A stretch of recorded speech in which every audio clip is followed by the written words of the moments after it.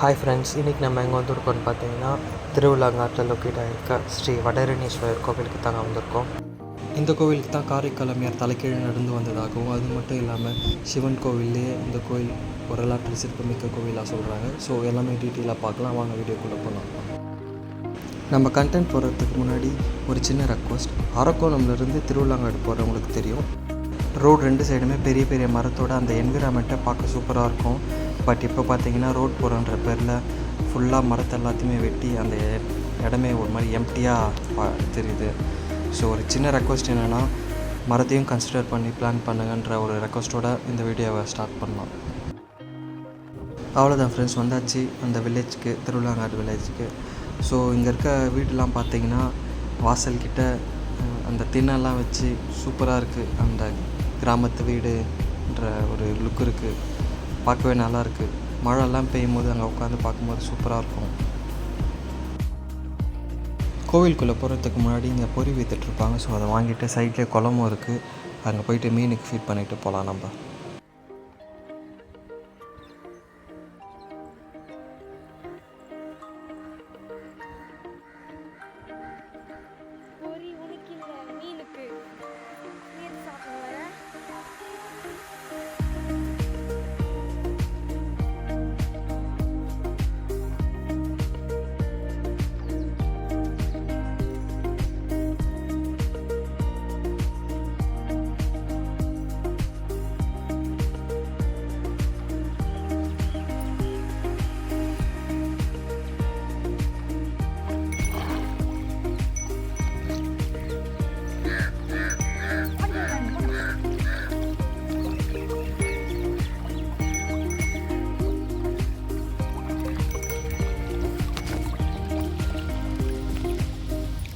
So அப்படியே வந்தோன்னு பார்த்தீங்கன்னா சைட்லேயே காளி கோவில் இருக்குது.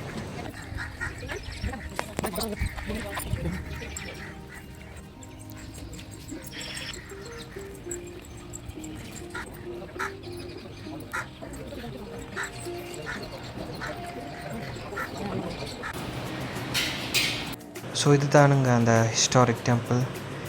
இந்த கோவில் பார்த்திங்கன்னா 12th centuries சோழசாலை கட்டப்பட்டிருக்கு. இந்த கோவில் பார்த்திங்கன்னா சைவ கோவிலாகவும் கன்சிடர் பண்ணுறாங்க. அது ஏன்னு பார்த்தீங்கன்னா சிவனோட அந்த 5 பஞ்சசபை ஸ்தலங்களில் இதுவும் ஒன்றா கன்சிடர் பண்ணிக்கிறாங்க. ஸோ அந்த 5 பஞ்சசபை ஸ்தலங்கள் எங்கெல்லாம் லொக்கேட் ஆகிருக்கு, எந்த கோவிலில் லொக்கேட் ஆகிருக்கு, ஸோ அதனோட எலமெண்ட்லாம் என்னென்னு பார்த்தீங்கன்னா, ஃபஸ்ட்டு கேட்டகரியில் ரத்ன சபை, திருவிழாங்காடு கோவில், அதாவது நம்ம இருக்கிற சிவன் கோவில், அதனோட எலமெண்ட் வந்து எமரல். ஸோ நெக்ஸ்ட் வந்து போர்ச்சபை, நடராஜர் கோவிலில் லொக்கேட் ஆகிருக்கு, அதனோட லொக்கேஷன் வந்து சிதம்பரம். எமரல் வந்து கோல்ட். நெக்ஸ்ட் வந்து வெள்ளிச்சபை, மீனாட்சி அம்மன் கோவிலில் இருக்குது. ஸோ அதனோட லொக்கேஷன் வந்து மதுரை, அதனோட எலமெண்ட் வந்து சில்வர்.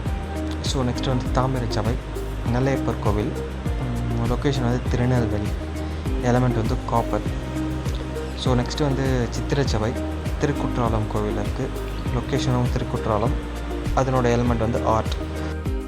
ஸோ இந்த திருவிழாங்காடு கோவில் மற்றும் அந்த 4 கோவில் எப்படி உருவாச்சுன்னு பார்த்தீங்கன்னா, சிவன் வந்து ஆழ்ந்த காஸ்மிக் டான்ஸ், அதாவது இந்த பிரபஞ்ச நடனம் ஆடிட்டு இருக்கும்போது அவரோட காலில் இருந்த கொலுசிலேருந்து 5 முத்துக்கள் வந்து சிதறியது.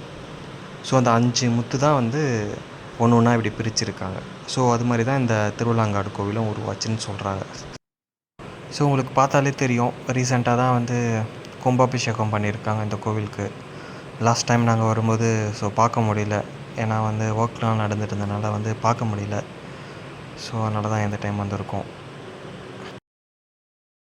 அண்ட் முக்கியமான விஷயம், இங்கே தான் வந்து காரைக்கால் அம்மையார் வந்து நம்ம சிவனோட ரெக்வஸ்ட்டை அக்செப்ட் பண்ணிட்டு தலைக்கீழே நடந்து வந்ததா ஹிஸ்ட்ரி புக்ஸில் சொல்லியிருக்காங்க.